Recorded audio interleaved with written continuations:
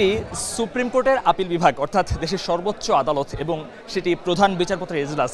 এখানে প্রথমবারের মতো ক্যামেরা এবং এই বুম নিয়ে আমি দাঁড়িয়েছি, যেটি আসলে ইতিহাসেই প্রথমবার, যেটি স্বাধীনতার পর কখনই হয়নি।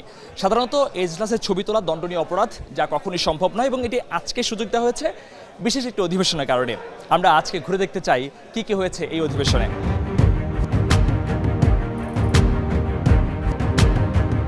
বিকেল 4টায় প্রধান বিচারপতি সহ আপিল ও হাইকোর্ট বিভাগের বিচারপতিরা এলেন এজলাসে। আসন গ্রহণের পর প্রধান বিচারপতির সভাপতিত্বে শুরু হয় বিশেষ অধিবেশন। বাংলাদেশ সুপ্রিম কোর্টের পক্ষ থেকে আপনাদের প্রত্যেককে দেশের বিচার বিভাগের ইতিহাসে এক নজিরবিহীন ঘটনা। এই প্রথম এজলাসের অধিবেশনে ক্যামেরা সহ ঢোকার সুযোগ হলো গণমাধ্যম কর্মীদের, তাও দেশের সর্বোচ্চ আদালতের আপিল বিভাগের 1 নম্বর অর্থাৎ প্রধান বিচারপতির এজলাসে। একপাশে করা হয় বিশেষ আসনের ব্যবস্থা, যেখানে আসন গ্রহণ করেন 5 সাবেক প্রধান বিচারপতি। এছাড়াও অধিবেশনে উপস্থিত ছিলেন আপিল ও হাইকোর্ট বিভাগের সাবেক বিচারপতিরাও। অধিবেশনে স্বাগত বক্তব্য রাখেন অ্যাটর্নি জেনারেল। উপস্থিত ছিলেন কয়েকজন সাবেক অ্যাটর্নি জেনারেলও। মাননীয় প্রধান বিচারপতি, বাংলাদেশ সুপ্রিম কোর্ট প্রতিষ্ঠার পর অর্ধ শতাব্দীর বেশি সময় আমাদের পথ পরিক্রমায় সাংবিধানিক বিষয় সহ অনেক গুরুত্বপূর্ণ বিষয়ে যুগান্তকে রায় প্রদান করা হয়েছে।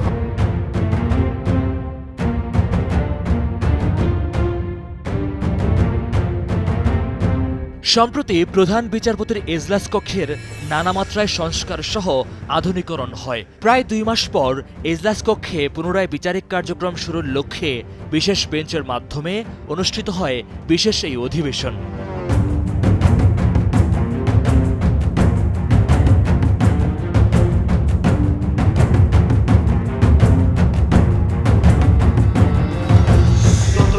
সঙ্গে সংশ্লিষ্ট সবচাইতে আধুনিক অনুষঙ্গগুলো এখানে নিয়ে আসা হয়েছে।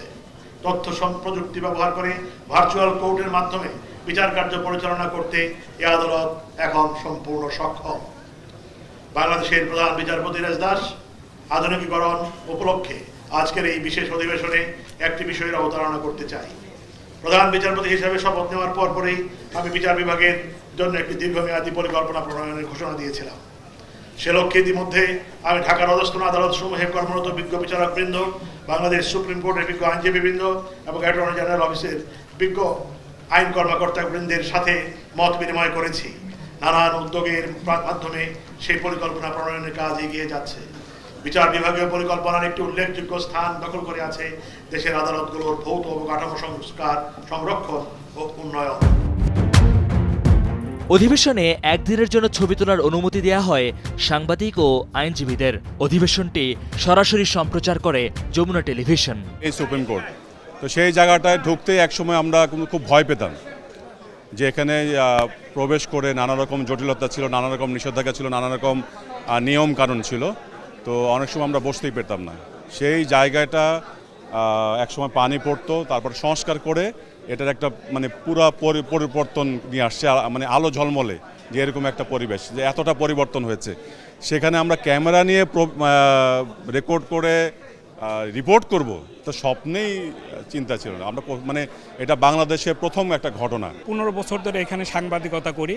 এটা প্রধান বিচারপতি, আমরা জানি বিশ্বের বিভিন্ন আদালতে এজলাস কক্ষের ছবি উঠানোর সুযোগ আছে, আবার অনেক আদালতে, অধিকাংশ আদালতে এটা একটা দণ্ডনীয় অপরাধ। সেক্ষেত্রে প্রধান বিচারপতি এটা সুযোগ করে দিয়েছেন শুধু আজকের দিনের জন্য। এটা আমাদের জীবনের একটি সেরা স্মৃতি হয়ে থাকবে। আজকে একটি অভিনব অভিজ্ঞতা হলো আমাদের একদিনের জন্য। এই অভিজ্ঞতাটা বারবার আসবে না হয়তোবা আমাদের জীবনে, যে মহামান্য সুপ্রিম কোর্টের অ্যাপিলেট ডিভিশন, বাংলাদেশের সর্বোচ্চ আদালত, যার উপরে আর কোনো আদালত নাই, সেই আদালতেই আমরা আজকে লাইভ করতে পেরেছি, আমরা ছবি তুলতে পেরেছি এবং এখানে সবাই উৎসবমুখর পরিবেশে আজকে একটি সময় পার করেছি এজলাস কক্ষে। যে এজলাস কক্ষে একটু ভারী পরিবেশ থাকে, সবাই একটু গুমট অবস্থায় থাকে। এজলাসের ভেতরে ছবি তোলার সুযোগ পেয়ে উচ্ছ্বসিত সুপ্রিম কোর্টের আইনজীবীরাও। ইতিহাসের সাক্ষী হতে পেরে চোখে মুখে আনন্দের ছাপ নবীন প্রবীণ আইনজীবীদের। এক কথায় অসাধারণ, অভূতপূর্ব এবং ঐতিহাসিক। আমার প্রায় 25 বছরের উপর সুপ্রিম কোর্টে প্র্যাকটিস করছি এবং এবার প্রথমবারের মতো সত্যিকার অর্থে বাংলাদেশের জনমানুষ আমাদের সর্বোচ্চ আদালতের একেবারে ভিতর মহলটা দেখতে পাবে। এই সুসজ্জিত, আধুনিক এবং ডিজিটালাইজড যে সর্বোচ্চ আদালত তা জনসমক্ষে আসছে, একটি অসাধারণ অনুভূতি এবং এই ঐতিহাসিক ঘটনার সাক্ষী হতে পেরে আমি নিজেকে ধন্য মনে করছি। আজকেও খুব ভয়ে ছিলাম, সন্তর্পণে। আসলে আমরা কি এই সুন্দর মুহূর্তটুকু নিজেদের জন্য হলেও ধারণ করতে পারবো কিনা, ক্যামেরায় ক্লিক করতে পারবো কিনা, প্রচার তো দূরের কথা, চিন্তা করছিলাম। কিন্তু তারপরও একটা ঘোষণা আসলো যে আজকের দিনের জন্য পারা যাবে।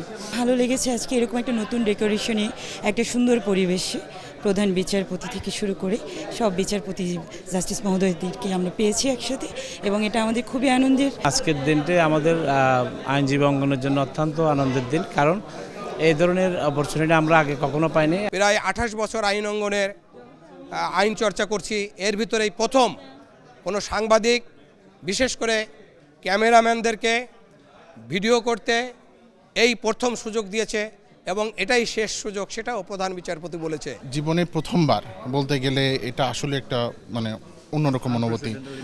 এটা ডেফিনেটলি আনপ্রেসিডেন্টেড ইনসিডেন্ট, কারণ এটার গতানুগতিক বা কনভেনশন নাই যে আমরা এখানে ছবি তুলব, বাট ছবি তুলতে পারছি এবং এটা আমাদের পরিবারকে দেখাতে পারছি যে আমি এখানে কাজ করি, এটা অন্যরকম অনুভূতি। এজলাস কক্ষের ছবি তোলা দণ্ডনীয় অপরাধ। শেষের দিকে প্রধান বিচারপতি ওবায়দুল হাসান বলেন, বিশেষ অধিবেশনের গুরুত্ব বিবেচনা করে শুধু এই দিনের জন্য এজলাস কক্ষের ছবি তোলা, ভিডিও ধারণের অনুমতি দেওয়া হয়েছে। আজকের পর থেকে গণমাধ্যমে ধারণ করা এজলাস কক্ষের ছবি, ভিডিও ফুটেজ ব্যবহার করা যাবে না, আপলোড করা যাবে না সামাজিক যোগাযোগ মাধ্যমেও। তিনি বলেন, আজকের পর কেউ ছবি, ভিডিও প্রকাশ করলে সেটি হবে আদালত অবমাননার শামিল। প্রিয় গণমাধ্যমের প্রতিনিধিবৃন্দ, গুরুত্ব ও বিশেষত্ব বিবেচনায় আমরা কেবল আজকের অধিবেশনের স্থির চিত্র এবং ভিডিও চিত্র ধারণের অনুমতি আপনাদেরকে দিয়েছি।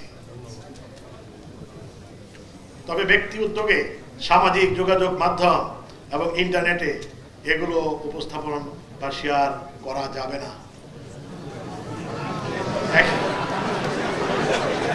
একইভাবে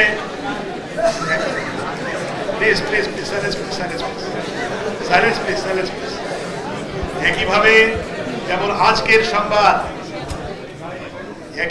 কেবল আজকের সংবাদ পরিবেশন ব্যতি রেখে ভবিষ্যতে কোনোভাবেই এই স্থির চিত্র এবং ভিডিও চিত্রগুলো সুপ্রিম কোর্টের অনুমতি ছাড়া কোনোরূপ ব্যবহার করবেন না। এই নির্দেশনার ব্যত্যয় বলতে চাই না, নিঃসন্দেহে আদালত অবমাননার ফলে শামিল হবে। মহিউদ্দিন মধু, যমুনা নিউজ, ঢাকা।